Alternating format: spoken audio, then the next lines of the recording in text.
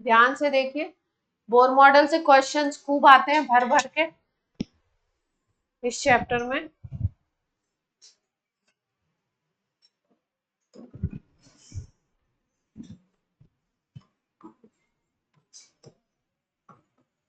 Bohr's model की बात करने जा रहे हैं हम लोग। बोर भी बोलते हैं, बोहर भी बोलते हैं कई लोग, जो भी प्रोनाउंस कर लो आप, है ना। बोर्स मॉडल एटॉमिक मॉडल दिया था, क्या बोला था इन्होंने। सबसे पहली बात, फर्स्ट ऑफ ऑल पहला पॉइंट याद रखेंगे और वो बहुत इंपॉर्टेंट पॉइंट है। फर्स्ट पॉइंट है कि बोर ने जो अपना एटॉमिक मॉडल दिया था वो 1 इलेक्ट्रॉन सिस्टम के लिए था। किसके लिए था ये मॉडल? 1 इलेक्ट्रॉन सिस्टम के लिए। Applied only for 1 electron system. 1 electron system का मतलब है जैसे हाइड्रोजन में 1 इलेक्ट्रॉन होता है, अगर हम लोग तो हाइड्रोजन के लिए अप्लाई होगा। अगर हम लोग बात करें हीलियम के लिए, तो हीलियम में 2 इलेक्ट्रॉन होते हैं ना, तो इसके लिए इस मॉडल को अप्लाई नहीं कर सकते। अगर हम लोग बात करें हीलियम प्लस की, He प्लस की, तो He प्लस में 1 इलेक्ट्रॉन निकल गया तो अब ये 1 इलेक्ट्रॉन सिस्टम बन जाएगा। तो He प्लस के लिए ये अप्लाई कर सकते हैं, यानी वो सिस्टम जिसमें Li+2 के लिए इसको अप्लाई कर सकते हैं, Be+3 के लिए इसको अप्लाई कर सकते हैं। यानी कि सिस्टम कैसा होना चाहिए? 1 इलेक्ट्रॉन सिस्टम होना चाहिए, मोनो इलेक्ट्रॉन सिस्टम होना चाहिए। ऐसा सिस्टम जिसमें 1 इलेक्ट्रॉन हो, उसके ऊपर हम लोग लगा सकते हैं बोर मॉडल। उसी को केवल एक्सप्लेन करता नील्स बोर ने दिया था। रदरफोर्ड के मॉडल के जो कॉन्सेप्ट था, उसको जो कमी थी उसको सही करने के लिए दिया गया था। कैसे सही हुई उसकी बात करेंगे अगले पॉइंट में। नोट हो गया फर्स्ट पॉइंट।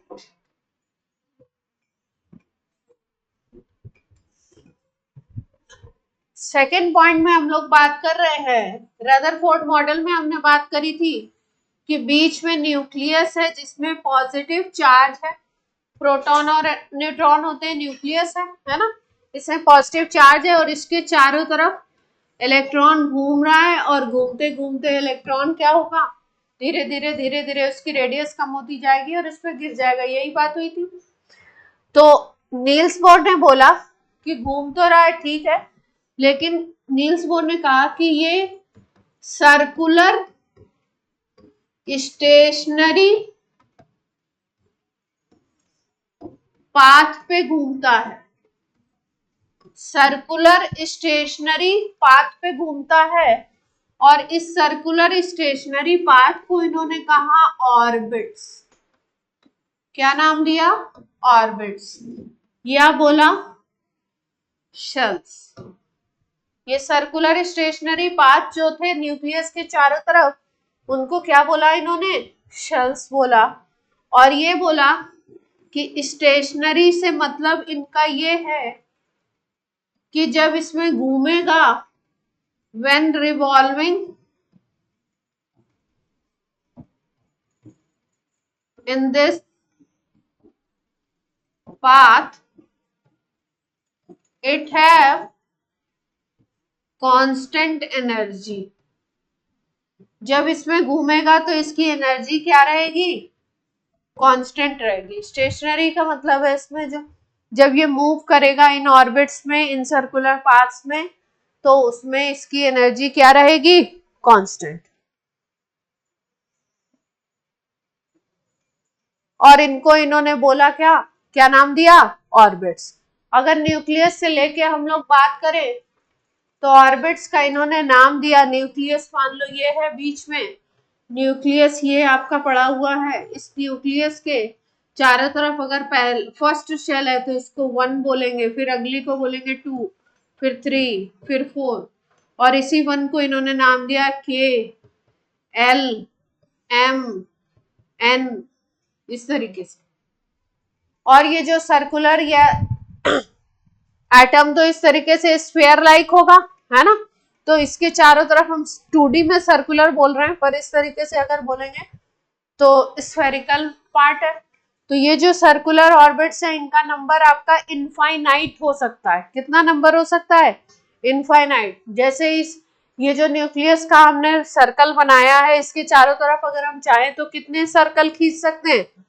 जो न्यूक्लियस को सेंटर मानते हुए कितने सर्कल खींच सकते हैं? इनफाइनाइट खींच सकते हैं। तो शेल्स का नंबर इनफाइनाइट हो सकता है, लेकिन ये किसमें घूमता है? जिसमें उसकी एनर्जी कांस्टेंट रहती है। और ऐसे ऑर्बिट्स को, ऐसे जो वो होते हैं उनको क्या बोलते हैं? स्टेशनरी पाथ बोलते हैं, स्टेशनरी ऑर्बिट्स बोलते हैं। ऑर्बिट्स नाम देते हैं इनको, और इनको न्यूक्लियस से लगा के नंबरिंग दी गई है 1 2 3 4, या इसको बोल सकते हैं KLMN, है ना। K shell, M shell, N shell, इस तरीके से बोलते हैं।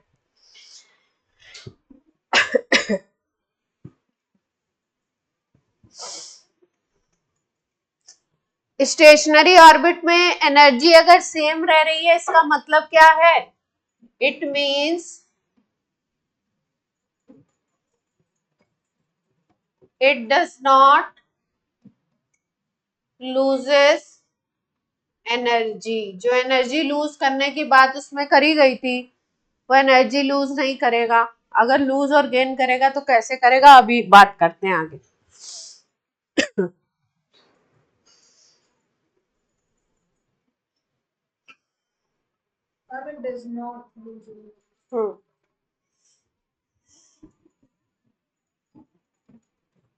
ठीक।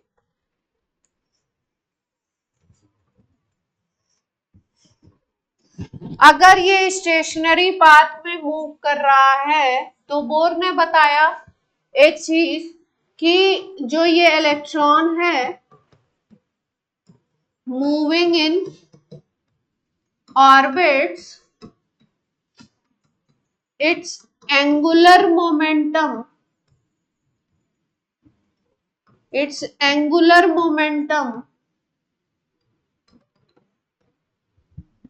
is integral multiple of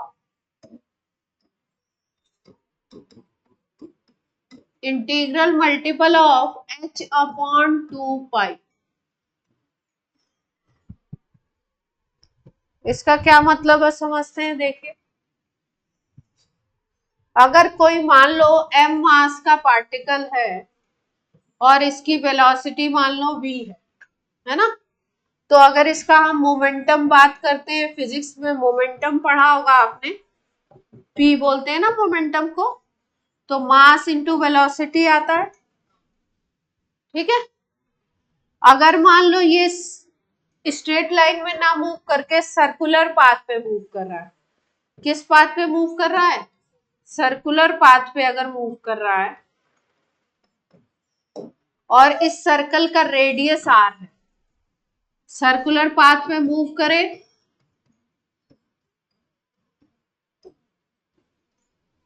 और उसका रेडियस कितना हो सर्कल का?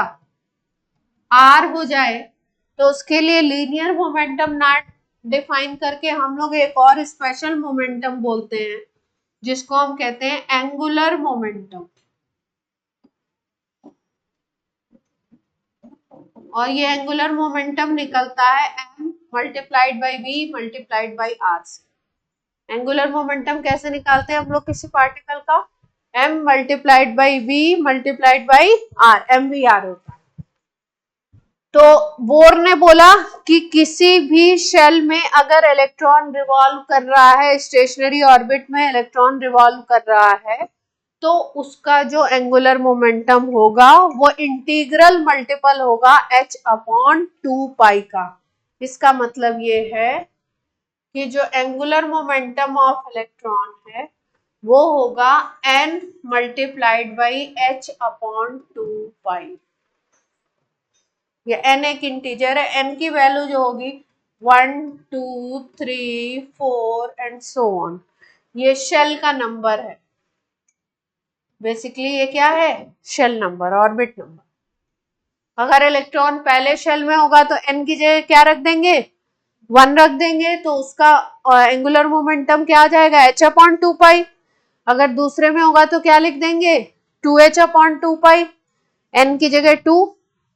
थर्ड शेल में है तो क्या लिख देंगे 3h/2 पाई। इसमें किसी को कोई दिक्कत है? अगर फर्स्ट शेल में इलेक्ट्रॉन है तो MBr इज इक्वल टू क्या आ जाएगा, n की जगह 1 रखोगे तो h/2 पाई। सेकेंड में है तो क्या आएगा MVr is equal to n की जगह क्या रख देंगे 2, तो 2h/2 पाई। थर्ड में है तो MVr is equal to 3h/2 pi. इसी तरीके से जिस भी शेल में होगा उसका मल्टीप्लाई कर देंगे, इंटीग्रल मल्टीपल हो जाएगा किसका h/2 पाई का।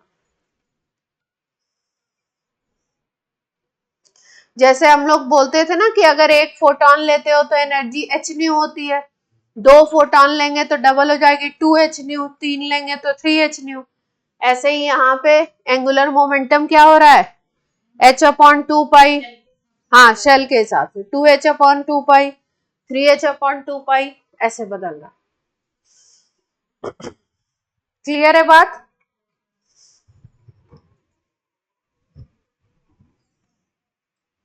इस इक्वेशन में अगर हम लोग बात करें तो m है मास ऑफ इलेक्ट्रॉन, v है velocity of electron, h Planck's constant है पता ही है आपको, पाई आप जानते ही है, n शेल नंबर है, पाई लिखने की जरूरत नहीं है, पाई कांस्टेंट है 3.14।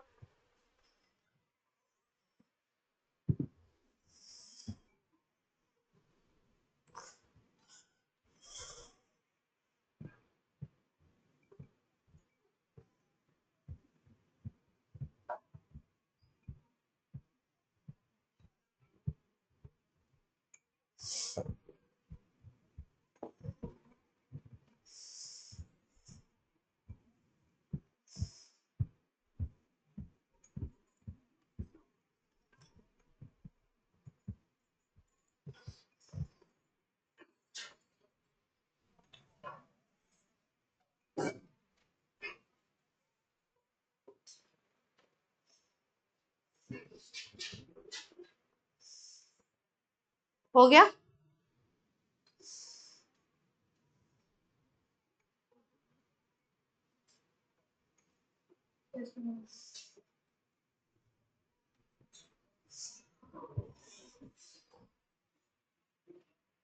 नेक्स्ट पॉइंट पे आते हैं।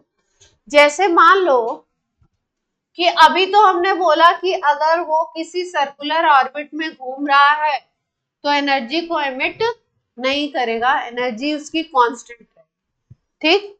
लेकिन ये फिनोमिनन भी देखा जाता है कि एनर्जी कभी ली जा रही है और कभी दी जा रही है। न्यूक्लियस को मान लो हमने NU लिख दिया, ठीक। तो जैसे ये कोई शेल है, ये दूसरा है, ये तीसरा है, इस तरीके से ये मान लो पहला है, ये दूसरा, ये तीसरा है।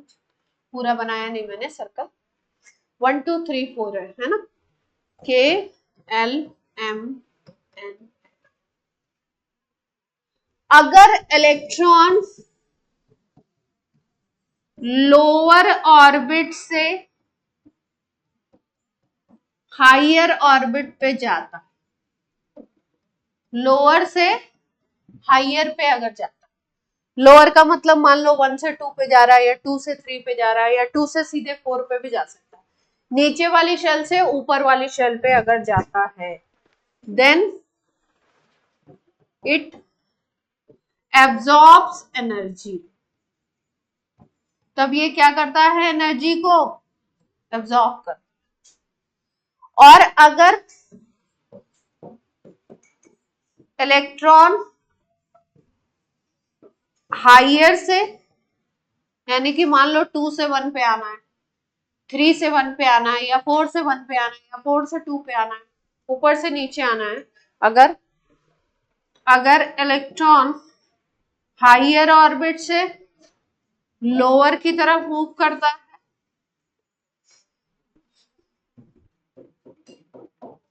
तो एनर्जी अपने अंदर से निकालेगा।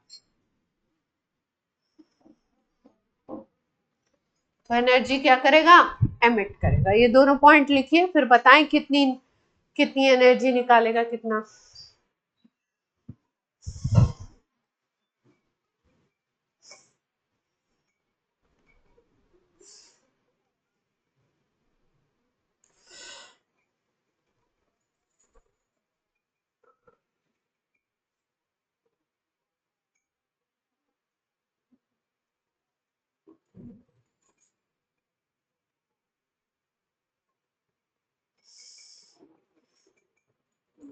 अब एनर्जी कितने निकलेगी इसकी बात कर लेते हैं, है ना।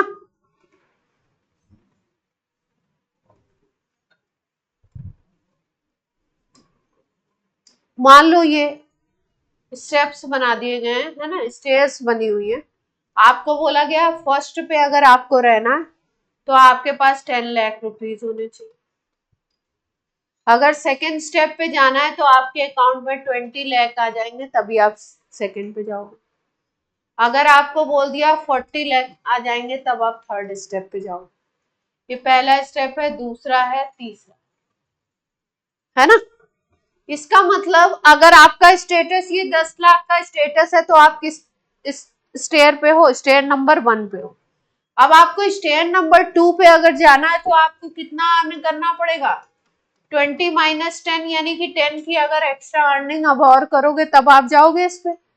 इसी तरीके से अगर आपको 2 से थर्ड स्टेप पे, सेकेंड लेवल से थर्ड पे जाना है तो आप 40 माइनस 20 यानी कि 20 लाख और अर्न करिए, तब आप जा सकते हैं। अपने स्टेटस को इतना बढ़ाइए, तब आप जा सकते हैं, तब आपको थर्ड लेवल पे कैटेगराइज किया जाएगा, फिर और भी इस तरीके से, है ना। तो इसका मतलब, कहने का मतलब, यहाँ पे जो कहने का मतलब है वो ये है कि अगर फर्स्ट में इलेक्ट्रॉन है तो उसकी कुछ एनर्जी है, सेकंड में उसकी उससे डिफरेंट एनर्जी है, थर्ड में एनर्जी अलग होती है, फोर्थ में एनर्जी अलग होती है। तो अगर फर्स्ट से सेकंड पे जाना है तो जितना एनर्जी का डिफरेंस होगा उस एनर्जी डिफरेंस को उसको एब्जॉर्ब करना पड़ेगा, उतनी एनर्जी को क्या करना पड़ेगा, उसको एब्जॉर्ब करना पड़ेगा। यानी E1 और E2, पहले शेल में एनर्जी और दूसरे शेल में जो एनर्जी होगी उसका जो गैप होगा उसको क्या करना पड़ेगा, एब्जॉर्ब करना पड़ेगा। अब जैसे मान लो उसको आना है सेकंड से फर्स्ट पे आना है, अगर तो सेकंड में अगर उसके पास ज्यादा एनर्जी है तो सेकंड और 1 में जो डिफरेंस होगा उतनी एनर्जी को वो क्या करेगा, रिलीज करेगा। ठीक है। तो नील्स बोर ने बोला कि जो एक एक एनर्जी लेवल है, 1 है, 2 है, 3 है, 4 है, 5 है, 6 है, 7 है, इनफाइनाइट तक सबकी एनर्जी फिक्स है।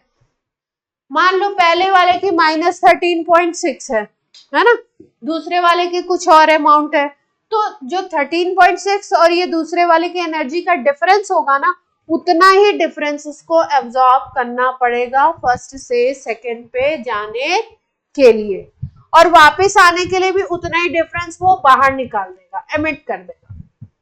नीचे से ऊपर जाना है तो एब्जॉर्प्शन, और अगर ऊपर से नीचे आना है तो क्या करेगा, एमिट। अब भाई यहाँ पे उसको अमीर से गरीब होना है तो क्या करेगा, एमिट करेगा। 40 लाख से 20 लाख के स्टेटस पे आना है तो 20 लाख खर्चा कर दो, है ना, खत्म कर दो 20 लाख। और 20 से 10 पे आना है तो 10 लाख उड़ा दीजिए। तो क्या हो जाएगा, उड़ाने का मतलब है एनर्जी को एमिट करना है। क्लियर हो रही है इतनी बात। तो क्या मतलब क्या है इसका, कि अगर आप लो से हाई पे जाओगे तो एब्जॉर्ब करोगे, हाई से लो पे आओगे तो क्या करोगे, दान दे दोगे। भाई ज्यादा है तो चलो रिलीज करते हैं, एमिट करते हैं, है ना। अब ये जो एनर्जी होगी जो आपको एमिट करनी है या रिलीज करनी है वो क्या होगी, वो डेल्टा ई होगी, उसको बोलोगे E2 माइनस E1। E1 मान लो लोअर की है एनर्जी, लोअर लेवल की, और E2 को मान लो हायर लेवल की एनर्जी।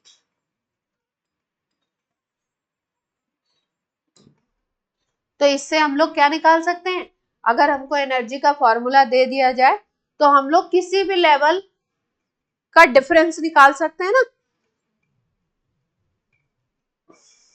बोलिए ऑनलाइन। ऑनलाइन बच्चों?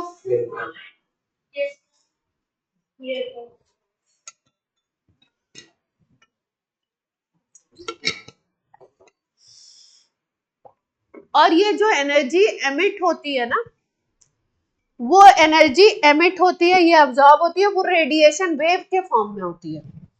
जैसे ही हमने वर्ड यूज किया कि रेडिएशन की बात कर रहे हैं, वैसे ही हम बात कर रहे हैं वेव की। और वेव की जैसे ही बात करोगे वैसे ही वेव की होगी फ्रीक्वेंसी और वेव का होगा वेवलेंथ। वेव जैसे ही बात करते हैं वैसे ही कौन से दो टर्म आ जाते हैं, फ्रीक्वेंसी और वेवलेंथ की बात करना स्टार्ट हो जाते हैं। तो अगर मान लो कोई एमिट कर रहा है एनर्जी, तो इसका मतलब वो क्या एमिट कर रहा है, रेडिएशन एमिट कर रहा है।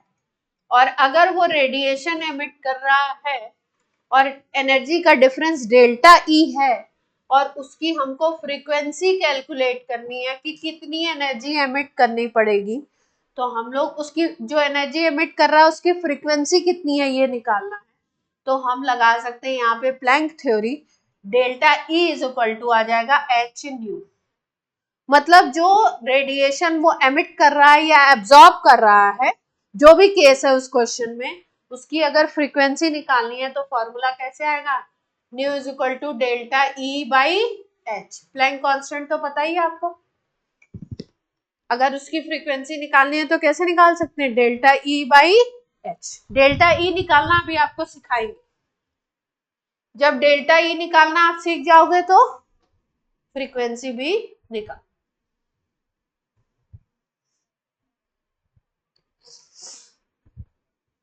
पॉइंट क्लियर है? अगर हम कह रहे हैं एमिट एनर्जी तो इसका मतलब क्या कर रहा है, एमिट रेडिएशन। एमिट की स्पेलिंग सही है ना, डबल टी आता है एमिट में। नोट हो गया? अगर एमिटेड रेडिएशन का वेवलेंथ निकालना है तो एच न्यू की जगह क्या लिख देंगे फॉर्मूला में, एच सी बाई लैम्डा।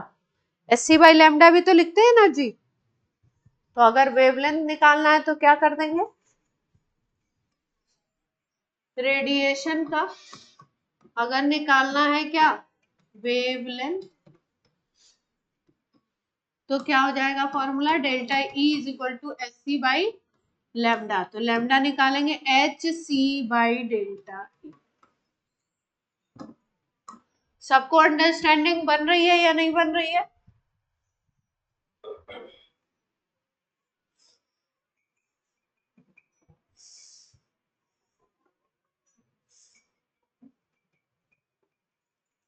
इसका मतलब आपको ये बात क्लियर कट समझ में आनी चाहिए कि एनर्जी का जो एमिशन हो रहा है वो कंटिन्यूअस नहीं हो रहा। कंटिन्यूअस का मतलब समझते हैं,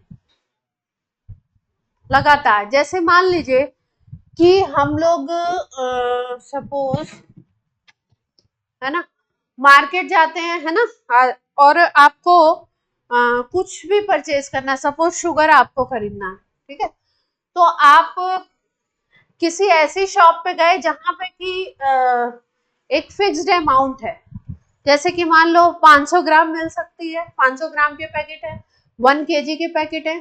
और ओपन जैसे छोटे छोटे शॉप्स में चीजें मिलती हैं कि आपको 200 ग्राम भी चाहिए तो भी मिल जाएगा, 10 ग्राम भी चाहिए तो भी शुगर मिल जाएगा, है ना। ऐसे छोटे छोटे जो शॉप्स होते हैं उनपे मिल जाता है इस तरीके से छोटे अमाउंट में, है ना। लेकिन जो आपके फिक्स्ड इस तरीके के शॉप्स हैं जहाँ पे एक पर्टिकुलर अमाउंट है, 500 ग्राम से कम का पैकेट ही नहीं है, 500 ग्राम, 1000 ग्राम, या फिर उसके बाद 2000, मतलब 2 केजी, केजी के हिसाब से। या मान लीजिए कोई ऐसी शॉप है जिसमें केजी के हिसाब से ही सामान है, हाफ केजी का भी कॉन्सेप्ट नहीं है, कोई चीज 1 केजी लोगे, 2 लोगे, 3 लोगे, 4 लोगे, 5 लोगे, इस तरीके से लोगे। इसका मतलब ये है कि 1 से 2 के बीच का अगर कोई अमाउंट लेना है तो वहां पे कोई कॉन्सेप्ट नहीं उस जगह पे। 2 से 3 के बीच में, अब हमको 2.3 केजी शुगर चाहिए, 2.5 चाहिए, तो वहां कोई कॉन्सेप्ट नहीं है। वो हो सकता है कि आप 5 kg लेके हाफ डिवाइड करो, वो आपका अपना कॉन्सेप्ट है, लेकिन उस शॉप पे क्या कॉन्सेप्ट है, 1 लो, 2 लो, 3 लो, 4 लो, इस तरीके से आप ले सकते हो, है ना। तो इसका मतलब ये है कि इंटरमीडिएट कोई कॉन्सेप्ट नहीं है वहां पे। इसी तरीके से एनर्जी गेन या एनर्जी एमिशन में कोई बीच की कोई एनर्जी नहीं है। मान लीजिए कि पहले शेल की -13.6 एनर्जी है और किसी शेल की -5.1 है, तो इस शेल से इस शेल पे आने के लिए डिफरेंस कितना हो जाएगा, 13.6 और 5.1 में डिफरेंस कितना आएगा, आप बताइए, 8.5। इसका मतलब अगर हायर टू लोअर पे जाना है, हायर टू लोअर पे जाना है तो 8.5 फिक्स है, 8.5 उसको बाहर निकालनी पड़ेगी, और अगर लोअर टू हायर पे जाना है तो उसको 8.5 फिक्स जो है वो उतनी एब्जॉर्ब करनी पड़ेगी। बीच का कोई कॉन्सेप्ट नहीं है। अगर बीच की एनर्जी का कॉन्सेप्ट होता तो हम बोलते कि एनर्जी कंटिन्यूअस निकल रही है ना, कंटिन्यूअस एमिशन है। लेकिन अगर बीच का कोई कॉन्सेप्ट नहीं है, इसका मतलब कंटिन्यूअसली एनर्जी नहीं निकल रही है।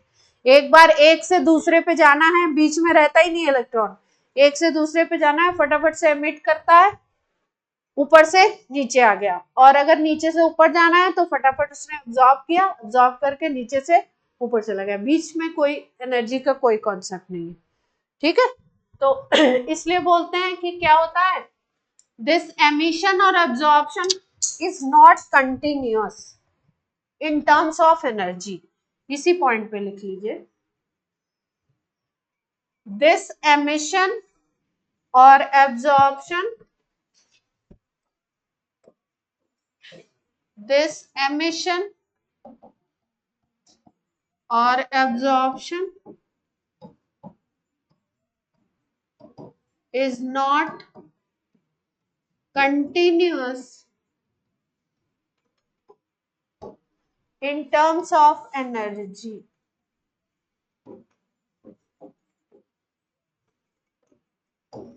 बात समझ में आ रही है आप लोग को? ये वही वाली बात है कि 10 स्टेयर्स पे आप उतर रहे हो और आप किसी टाइम पे किसी ने पूछा तो आप ऐसा नहीं बोलोगे अभी 2.5 स्टेयर्स हम उतर चुके हैं, या तो 2 बताओगे, 2 उतर चुके हैं, या 3 उतर चुके हैं, 4 उतर चुके हैं, इस तरीके से। तो यहाँ पे भी कुछ ऐसा ही सिस्टम है, बीच का कोई कॉन्सेप्ट नहीं है। कितने पॉइंट हो गए बोर मॉडल के? चलो 5th पे आ जाते हैं। नोट हो गया? बोर ने 1 इलेक्ट्रॉन सिस्टम के लिए इलेक्ट्रॉन की एनर्जी का फॉर्मूला डेरिवेशन, वेलोसिटी का फॉर्मूला डेरिवेशन, उसका रेडियस का फॉर्मूला डेरिवेशन ये सारा किया था, और इसके थ्रू हम लोग ये चीजें निकाल भी सकते हैं। हाँ, इसमें तो जरूरत नहीं पड़ती है, हो सकता है आप ये 12th में ये चैप्टर फिजिक्स में भी है तो हो सकता है वहां पढ़ती हो, यहाँ तो नहीं पढ़ती, यहाँ तो नहीं पढ़ती है, ठीक है। तो चलो अब बात कर लेते हैं, एनर्जी की बात करते हैं। सबसे पहले लिखिए, energy of electron in nth orbit. nth का मतलब n नंबर अगर है ऑर्बिट, तो अगर एनर्जी की बात करें हम लोग तो En का फॉर्मूला होता है -13.6 Z² बाई n स्क्वायर। ये एनर्जी निकलती है इलेक्ट्रॉन वोल्ट। एक एटम के लिए ये एनर्जी है, पर एटम में निकाली जाती है। En है टोटल एनर्जी, Z है एटॉमिक नंबर, N है शेल नंबर, किस शेल में इलेक्ट्रॉन है, En है total energy of electron, Z है एटॉमिक नंबर, N है शेल नंबर।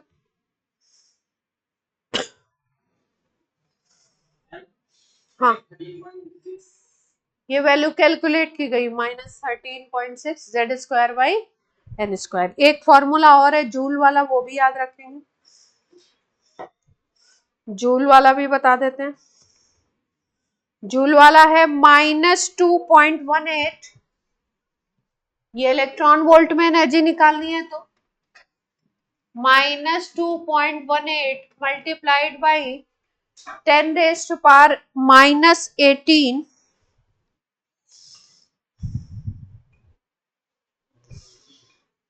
-18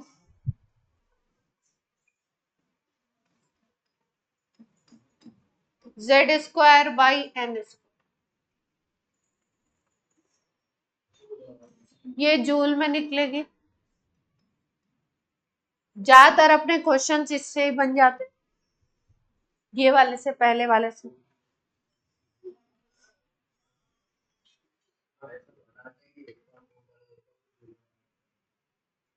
किसी किसी क्वेश्चन में करना पड़ जाता, किसी किसी में करना पड़ता है। अब निकालते हैं जरा, एनर्जी के क्वेश्चंस करते हैं। एक एक रेडियस लेंगे, फिर रेडियस का क्वेश्चन कोई आया हुआ है, कोई क्वेश्चन है तो करेंगे। इस तरीके से एनर्जी पे बात करते हैं। जैसे मान लो इलेक्ट्रॉन है आपका फर्स्ट शेल में, ऑनलाइन बच्चों को क्लियरिटी ना हो तो बोल देना, फर्स्ट शेल में अगर इलेक्ट्रॉन है और हाइड्रोजन का केस है, एटम कौन सा लिया है हमने, हाइड्रोजन। तो अगर इलेक्ट्रॉन फर्स्ट शेल में है तो इलेक्ट्रॉन की एनर्जी कितनी हो जाएगी, -13.6, जेड हो जाएगा 1 और एन भी क्या हो जाएगा 1। फर्स्ट शेल में तो -13.6 इलेक्ट्रॉन वोल्ट आ गया पहले शेल की एनर्जी। अगर सेकेंड शेल की बात करो, E2 निकालना चाहो तो क्या निकल जाएगी, -13.6 हाइड्रोजन की बात कर रहे हैं तो Z तो 1 ही होगा और N क्या हो जाएगा 2। तो -13.6 डिवाइडेड बाई 4 करेंगे, कितनी वैल्यू आएगी, -3.4 इलेक्ट्रॉन। तो फर्स्ट और सेकंड की एनर्जी कितनी कितनी आ गई, फर्स्ट की आ गई आपकी -13.6 और सेकंड की कितनी आ गई -3.4। नोट कर लीजिए, फिर क्वेश्चंस करें इस पर थोड़ा सा।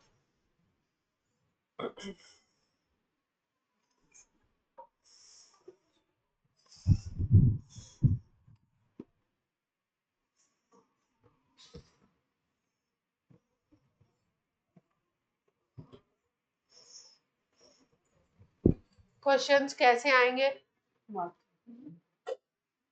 बोर्ड पे देखिए, जब मैं पढ़ा रही हूँ तो आपस में, उसके बाद बात करिए, उसके पहले जितने मन करे, कोई दिक्कत ना आए मुझे।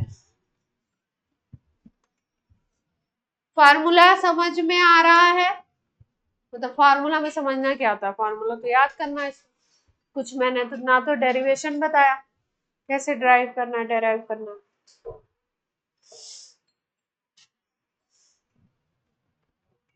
नोट हो गया। अब इस पे एनर्जी पे क्वेश्चन कैसे आएगा, एक क्वेश्चन तो आ सकता है आपका न्यू पे आ सकता है फ्रीक्वेंसी निकालने के लिए, है ना। जैसे मान लो बोल दिया कि in hydrogen atom electron moves from second energy level to fourth energy level. Energy absorbed निकालनी है आपको और आपको निकालना है रेडिएशन की फ्रीक्वेंसी, किस किस रेडिएशन का वो एनर्जी जो वो ले रहा है, एब्जॉर्ब कर रहा है, वो किस फ्रीक्वेंसी का एब्जॉर्ब कर रहा है। तो आपको मैंने सिखाया है इलेक्ट्रॉन कहाँ जा रहा है, 2 से किस पे जा रहा है, 4 पे जा रहा है। तो 2 पे अगर एनर्जी E2 लेते हो और 4 पे क्या लेते हो, E4, तो डेल्टा E हमेशा डेल्टा किससे निकालते हैं, डेल्टा हमेशा निकालते हैं फाइनल माइनस इनिशियल। तो 2 से कहां पे जा रहा है, 4 पे जा रहा है, इसका मतलब ये हो गया इनिशियल और ये क्या हो गया, फाइनल। तो डेल्टा ई एनर्जी चेंज निकालना है तो ई फाइनल माइनस ई इनिशियल करेंगे। फाइनल क्या है आपकी 4 वाली और इनिशियल क्या है 2 वाली है ना। तो एनर्जी का अगर डिफरेंस हमसे पूछा जाए तो अगर आप जूल में निकालना चाहते हो, क्योंकि रेडिएशन की फ्रीक्वेंसी भी निकालनी है, तो जूल वाला ले लो। जूल वाला E4 कैसे निकलेगा, 2.18 मल्टीप्लाइड बाय 10⁻⁻18। और हाइड्रोजन का केस है तो Z हो जाएगा 1 और बाई n स्क्वायर 4 के लिए क्या लोगे 4 का स्क्वायर। ठीक है, माइनस करेंगे, E2 को माइनस करना है, माइनस करेंगे, लेकिन एनर्जी के उसमें फॉर्मूला में खुद से भी माइनस है तो यहाँ पे माइनस आ जाएगा और फिर यही वैल्यू आ जाएगी 2.18 10⁻⁻18 multiplied by 1 square divided by. तो अगर ध्यान से देखो तो ये पूरी वैल्यू 2.18 मल्टीप्लाइड बाई 10⁻⁻18 ये वाली वैल्यू तो कॉमन है, तो कॉमन ले सकते हैं, बाहर बाहर कॉमन ले सकते हैं। चौथे शेल की बात हो रही है ना, एन स्क्वायर लगाना है ना फॉर्मूले में।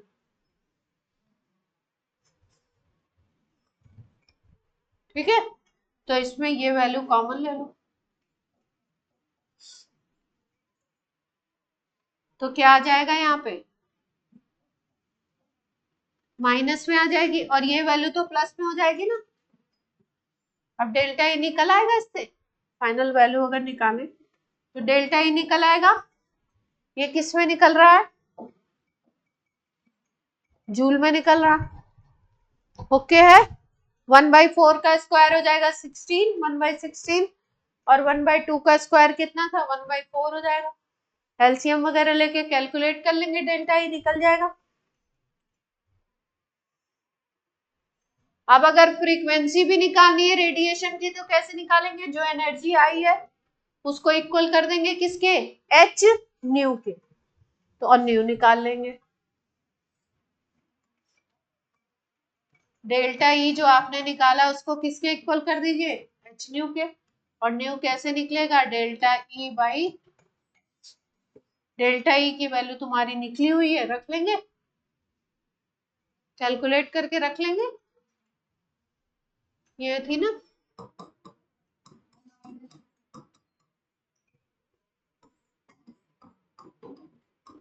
यही था,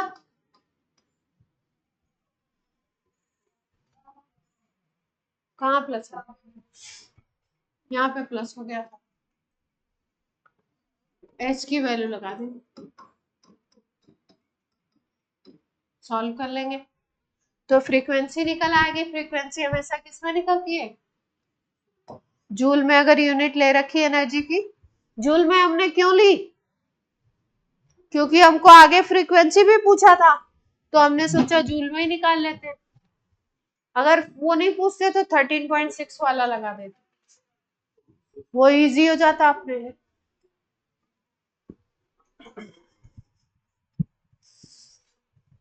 बंद कर दो।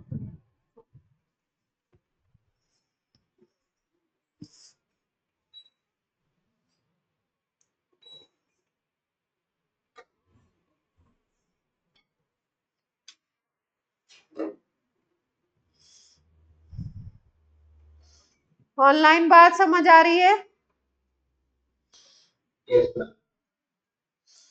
कुछ खास ऐसी ज्यादा बात नहीं है इसमें, सिंपल है। सिंपल का मतलब ये फॉर्मूला अगर याद है तो अपना अपनी बात बन जाएगी, फॉर्मूला नहीं याद है तो बात क्या होगी।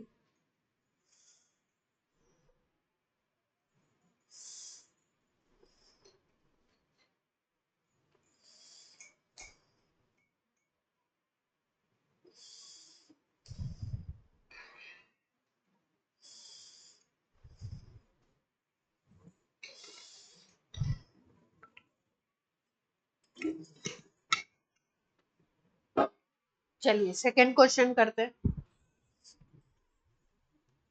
दूसरा क्वेश्चन कैसे आता है, ज्यादातर जो क्वेश्चन आता है इस पे, वो ये क्वेश्चन इतना पॉपुलर नहीं है जो अभी हम लोगों ने करा। दूसरा जो क्वेश्चन आता है एनर्जी से, अगर क्वेश्चन आएगा तो रेशियो निकलवाते हैं। क्या निकलवाएंगे? रेशियो। क्या निकलवाएंगे? जैसे बोला कि ratio of calculate ratio of energy of electrons present in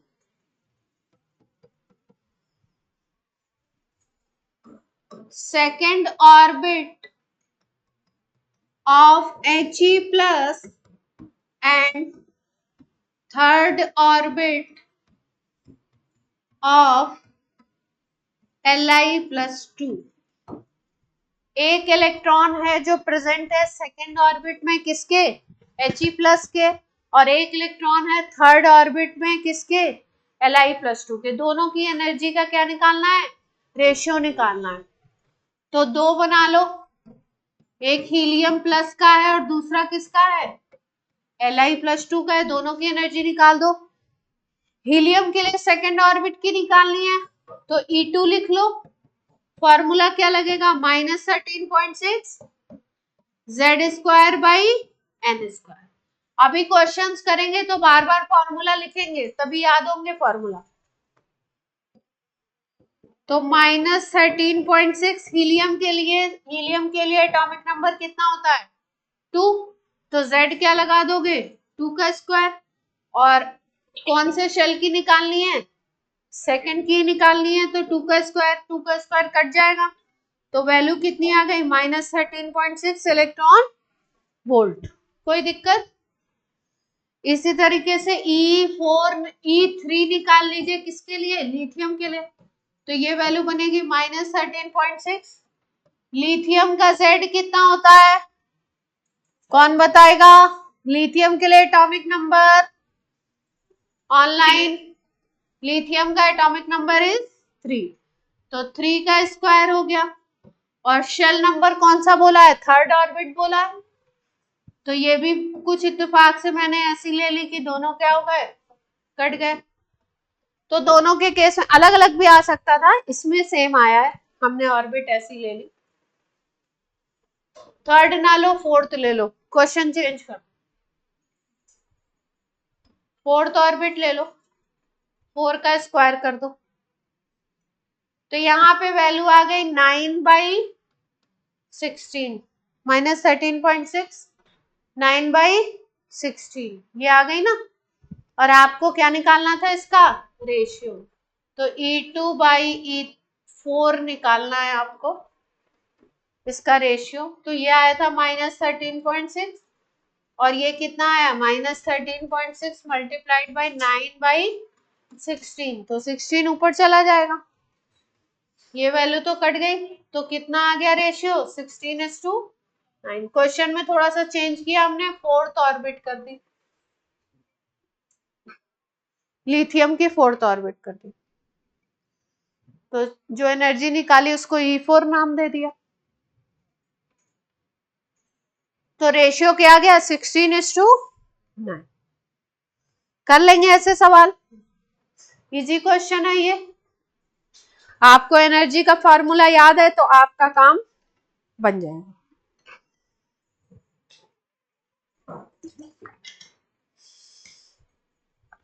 नहीं याद होगा तो क्या हो जाएगा?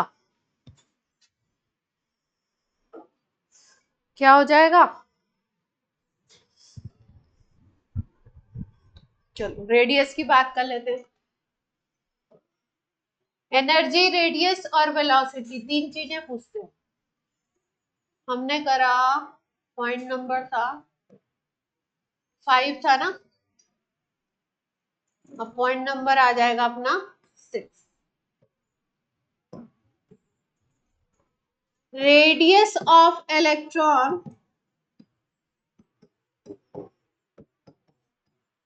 in nth orbit, radius of electron in nth orbit. Radius के लिए क्या फॉर्मूला है?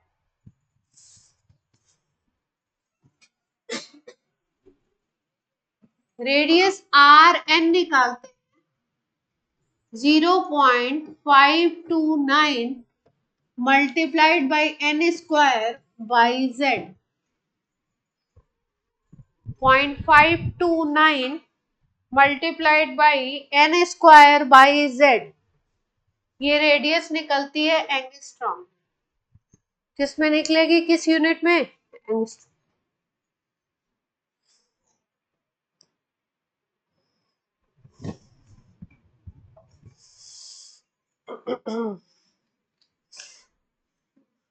1 पिकोमीटर इज इक्वल टू कितने मीटर होता है? -12। पिकोमीटर में 9 कहां से आता है? किसने बोला 9? नैनो में होता है 9। N for nano, N for 9 याद रखिए। पिको में 12 होता है, -12। चलिए, अब दो की अगर रेडियस को कंपेयर करना है तो कर लेंगे। दो रेडियस को कंपेयर करना है अगर तो कर लेंगे। देखो, अगर आपको हाइड्रोजन की फर्स्ट ऑर्बिट की रेडियस निकालनी है, रेडियस, तो इसको बोलते हैं बोर रेडियस। फर्स्ट ऑर्बिट की रेडियस को क्या नाम दे दिया है इन्होंने? Bohr radius. हाइड्रोजन की फर्स्ट ऑर्बिट की रेडियस को क्या नाम दे दिया इन्होंने? Bohr's radius. तो अगर हाइड्रोजन की फर्स्ट ऑर्बिट की रेडियस निकालोगे तो वैल्यू क्या आएगी? फर्स्ट ऑर्बिट है तो ये 1 हो जाएगा और हाइड्रोजन है तो ये 1 हो जाएगा। तो कितनी आ जाएगी ये? 0.5 सीधे बैठो, 0.529 एंगस्ट्रॉम। ये बोर्स रेडियस बोलते हैं इसको। कभी कभी क्वेश्चंस में इस फर्स्ट ऑर्बिट की रेडियस को ए नॉट भी लिखते हैं, ए नॉट। किसी क्वेश्चन में फर्स्ट ऑर्बिट की रेडियस को ए नॉट लिख दे तो घबराना नहीं है। कौन सी रेडियस है ये? वो हाइड्रोजन के फर्स्ट ऑर्बिट।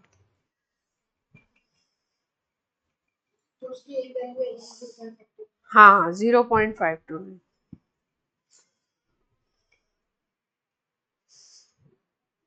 अब रेडियस कंपैरिजन का सवाल करना है तो कर लेंगे।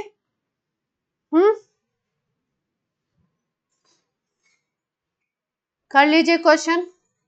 रेडियस ऑफ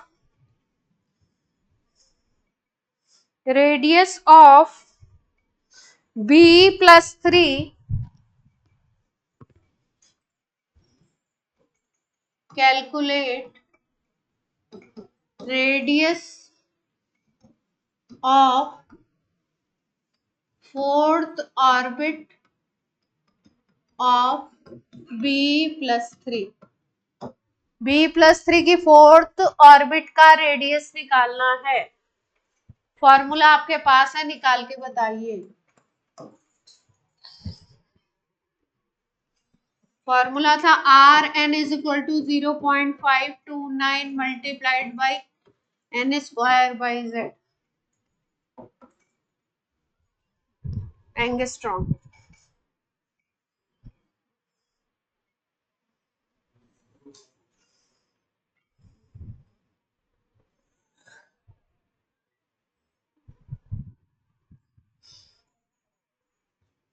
कितनी आ रही है? कितनी आ रही है? 0.529। कितनी आ रही है? ऑनलाइन आंसर बताइए।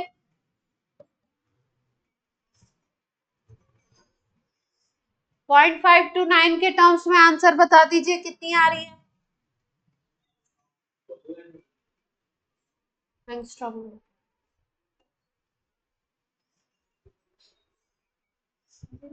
श्योर है? आंसर दीजिए, बहुत दिन से आपका आंसर नहीं आ रहा है कुछ।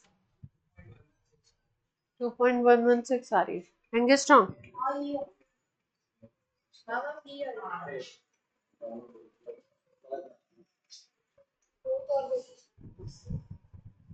मैम इसका आंसर 2.110 और -10 है क्या? किस में बता रहे हो? किस यूनिट में? मीटर में कि एंगस्ट्रॉम? Ma'am metre. 0.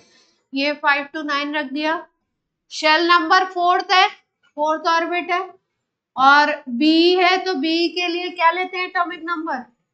4 लेते हैं ना। बी का बेरिलियम का एटॉमिक नंबर 4 है, और यहाँ पे 4th ऑर्बिट भी दे दी है मैंने, तो 4 से 4 कट जाएगा तो 0.529 मल्टीप्लाइड बाई 4, ये एंगस्ट्रॉन्ग में आ जाएगा। मल्टीप्लाई करेंगे तो कितना आएगा?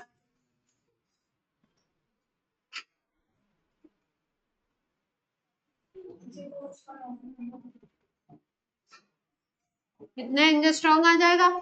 मीटर में लिखना हो तो क्या ले सकते हैं? 10⁻⁻10 से मल्टीप्लाई कर।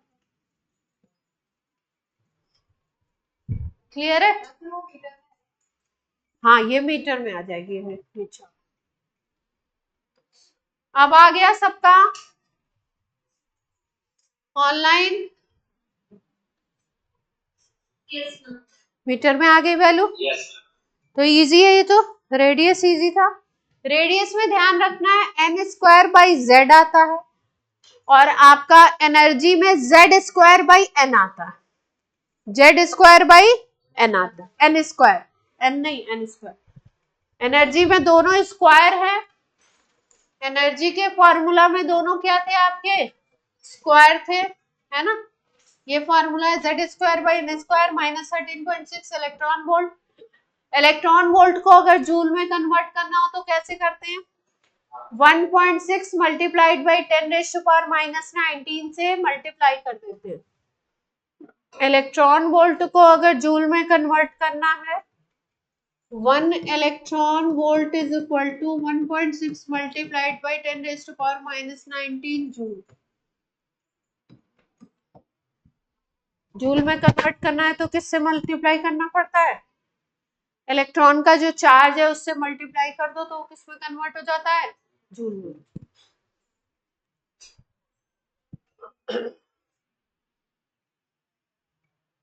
अब पॉइंट नंबर कौन सा है? ये 7 है। And slide.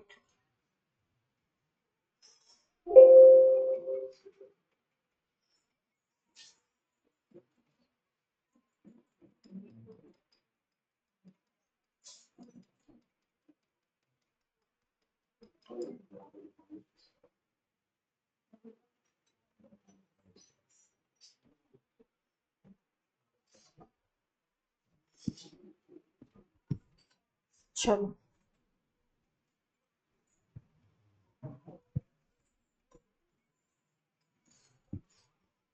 Velocity of electron की बात, वेलोसिटी के बारे में भी बात करी।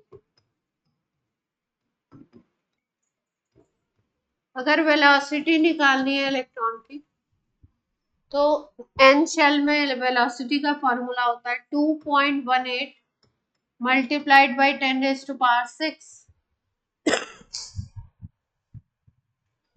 Z/n। यहाँ पे क्या है? Z/n। ये आती है मीटर पर सेकंड में। वेलोसिटी किस यूनिट में आ जाएगी? मीटर पर सेकंड। तो वेलोसिटी भी निकाल लेंगे। अब कोई समस्या हो तो बोलिए इसमें। एनर्जी की बात कर ली हमने, रेडियस की बात कर ली, और हमने क्या बात कर ली? वेलोसिटी की बात कर ली। एनसीईआरटी है ना? एनसीईआरटी का कोई क्वेश्चन करो।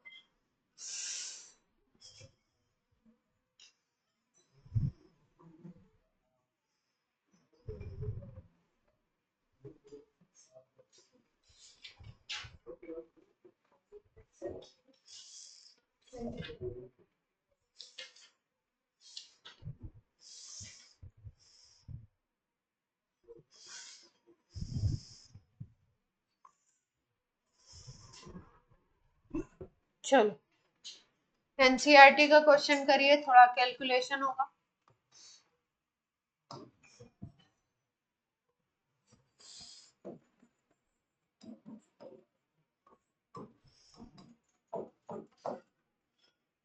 What is frequency and wavelength? Frequency and wavelength of a photon emitted during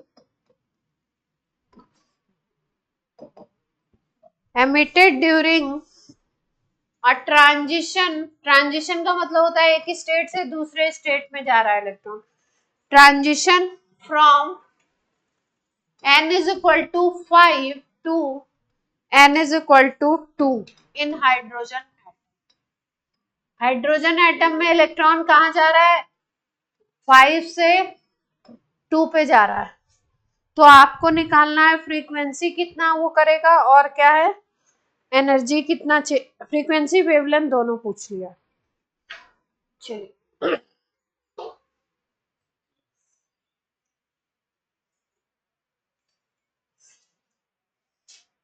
energy change ऐसा करिए, इलेक्ट्रॉन वोल्ट में निकाल लीजिए, फिर उस एनर्जी चेंज को जूल में कन्वर्ट कर लीजिएगा और फिर उसको इक्वल करिएगा। और डायरेक्ट जूल में निकालना चाहे तो जूल का फॉर्मूला थोड़ा बड़ा है, डायरेक्ट निकल जाए तो उससे निकाल, जिससे आपको इजी लगे।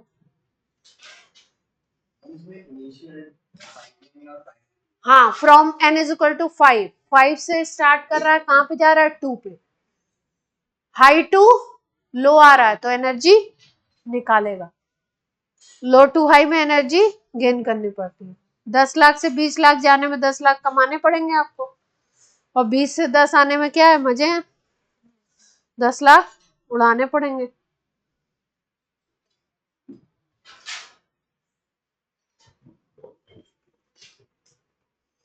चलिए, आपका बहुत सुंदर अच्छा सा आंसर मैं चाहती हूँ जो करेक्ट के करीब हो। कॉन्सेप्ट सबको मालूम है।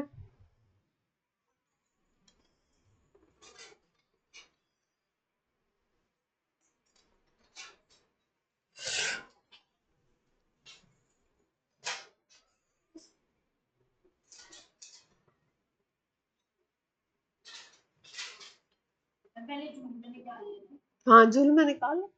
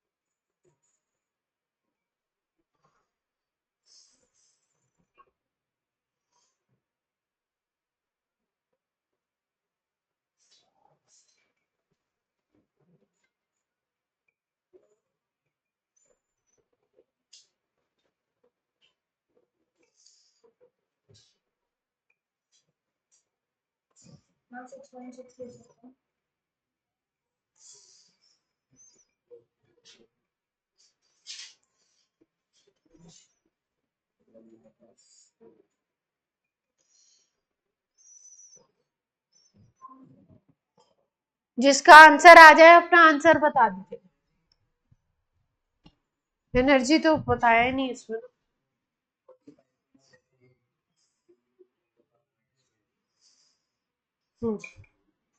एनर्जी तो ऐसी आ रही। अब h से डिवाइड करके न्यू निकाल लीजिए। निकालोगे तो सही, डायरेक्ट कर दो चले।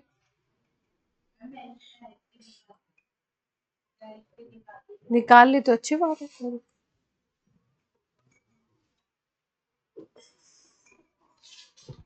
ऑनलाइन बच्चे कर रहे हैं कि नहीं कर रहे हैं?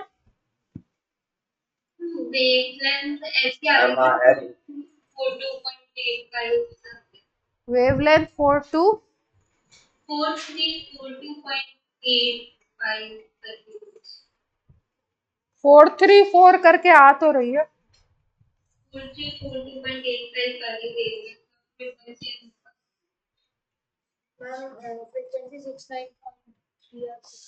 वेवलेंथ मीटर में निकाल रहे हो? नहीं मैम, मैंने आर्मस्ट्रॉन्ग निकाल दिया। अच्छा, और तुम क्या कह रही हो फ्रीक्वेंसी? 69 पॉइंट, और पावर लगाओ तो उसके हिसाब से तो आंसर डिसाइड होगा। पावर कितनी लगा रहे हो?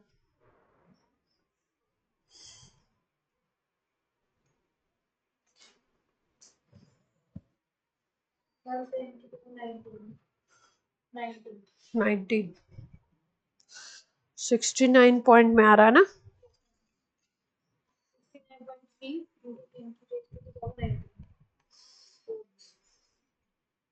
कुछ गलत हो रहा है। 14 में आ रहा है।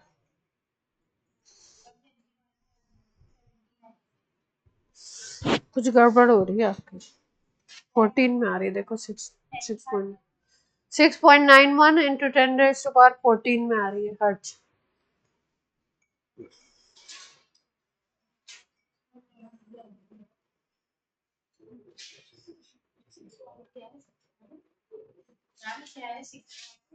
नाइन मल्टीप्लाइड बाई 10⁻14 हर्ट्ज आ रही है।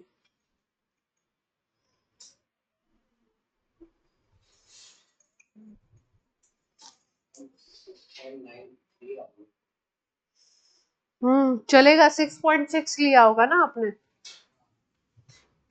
पूरी वैल्यू लेंगे तो थोड़ा डिफरेंस आएगा। पूरी वैल्यू तो 6.626 होती है ना वो एच की।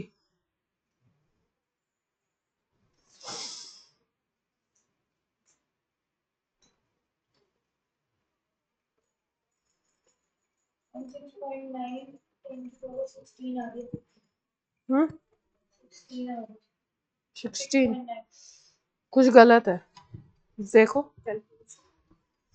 निकाले, मैं करके दिखाऊं। डेल्टा ई निकालना है। E final minus E initial. Final कहाँ है? 2 पे जा रहा है, और कहाँ से जा रहा है? 5 से जा रहा है ना?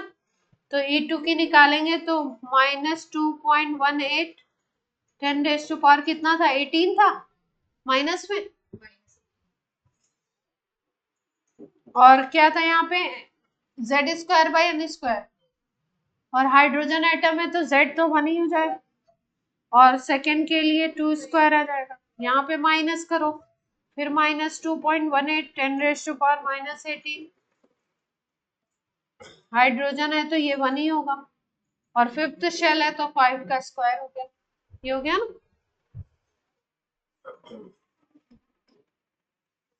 तो अब ये माइनस माइनस क्या हो जाएगा?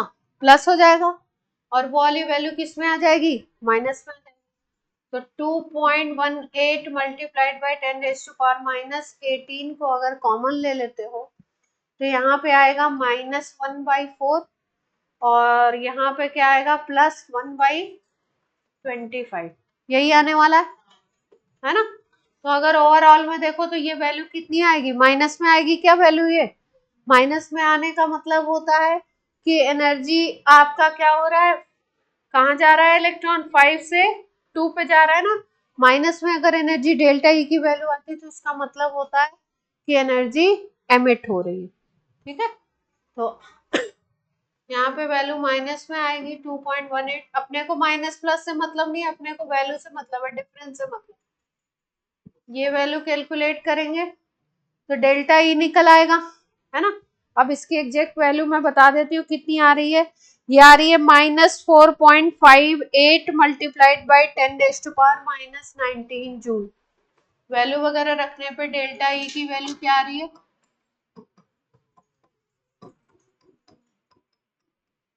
ये आ रही है वैल्यू कैलकुलेट करने पे जूल में। एनर्जी की डेल्टा ई की 4.58 मल्टीप्लाइड बाई 10⁻⁻18 नहीं 19, नॉट 18, 19। दिस इज 19, मैंने नहीं कैलकुलेट किया है तो मैंने कैलकुलेटेड। अब डेल्टा ई आ गया, फ्रीक्वेंसी निकालनी है तो एच न्यू होता है, तो न्यू निकालने के लिए डेल्टा ई बाई क्या कर दें, एच कर दें। तो ये 4 पॉइंट साइन नहीं लेंगे इसमें, डिवाइडेड बाई एच कर देंगे, तो यहां से वैल्यू आ जाएगी आपकी फ्रीक्वेंसी की।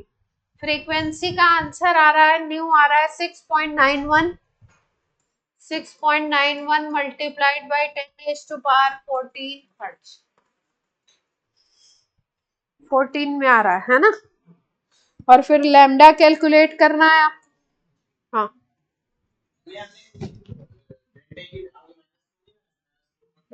हाँ माइनस लगाया तो है कहाँ, तो वहां एनर्जी के डिफरेंस से मतलब है ना, वहां पे माइनस प्लस से मतलब ही नहीं है।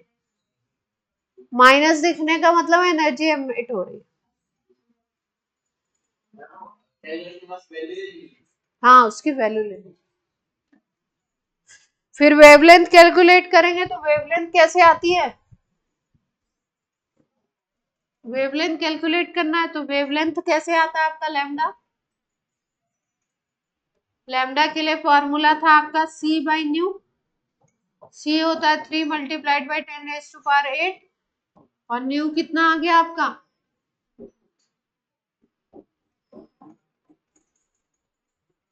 तो यहां से वेवलेंथ आता है।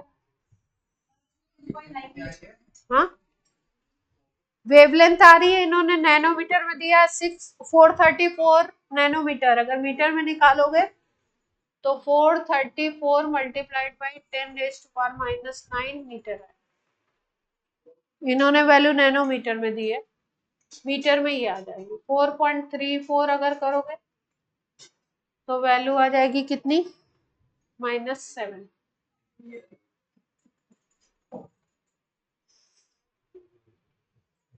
इन्होंने वैल्यू दे रखी थी नैनोमीटर।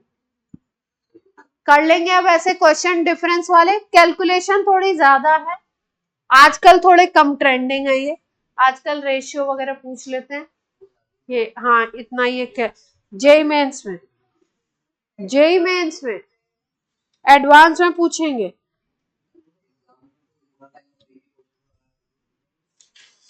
क्या कैलकुलेशन फास्ट करनी होती है, ऑप्शंस वहां पे अपने पास होते हैं, ऑप्शंस होते हैं ना, आधा आंसर निकलता है उससे ही अंदाजे लगा के भी कर लेते हैं। अगर अगर आपके ऑप्शंस दूर दूर है तो आपकी नजर ऑप्शन से पहले पड़नी चाहिए, ऑप्शंस अगर दूर दूर है, जैसे ऑप्शन मान लो आ रहा है 434, लैम्डा निकालना है, 434 आया, 536 आया, 730 आया, है ना, 800 करके आ रहा है चारों ऑप्शन, तो ऑप्शंस देखिए कितने दूर दूर है, तो आप थोड़ा अप्रॉक्स तक जब आंसर पर आप पहुंचेंगे तो आपको समझ आ जाएगा कि आंसर 450 के करीब आ रहा है या 550 के करीब आ रहा है या 650, तो अप्रॉक्स निकालने। लेकिन अगर आंसर्स आपके बिल्कुल पास पास दे दिए, 434 दे दिया, 431 दे दिया, 432 दे दिया, 437 दे दिया, तब एग्जैक्ट निकालना पड़ेगा, क्योंकि फिर आपने कुछ भी अप्रॉक्स ही लिया तो वो आंसर दूसरा बदल जाएगा।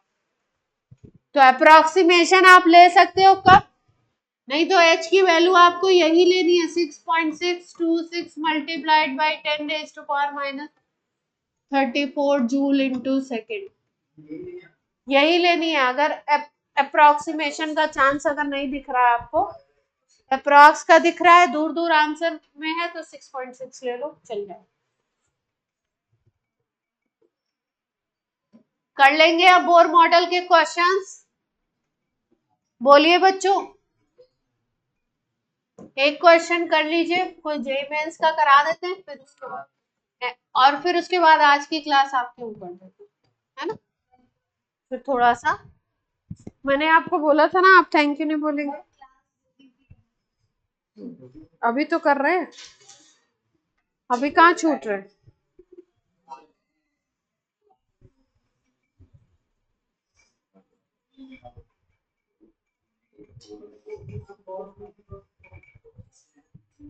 चलो करो।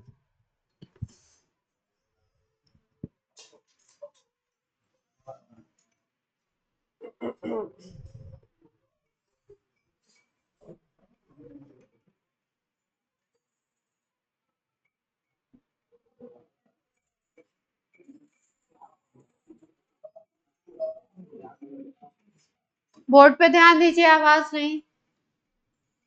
आवाज ना करें प्यारे बच्चों। ये वैल्यू दे रखी है 1.5 पिकोमीटर,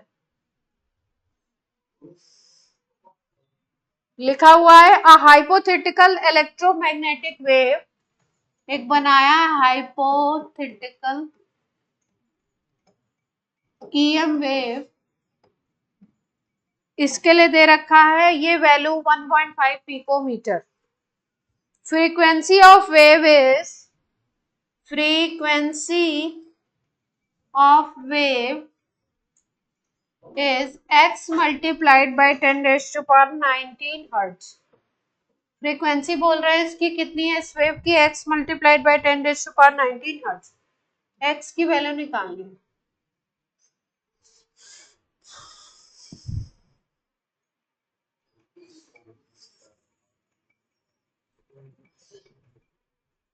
x की वैल्यू निकालनी है आपको।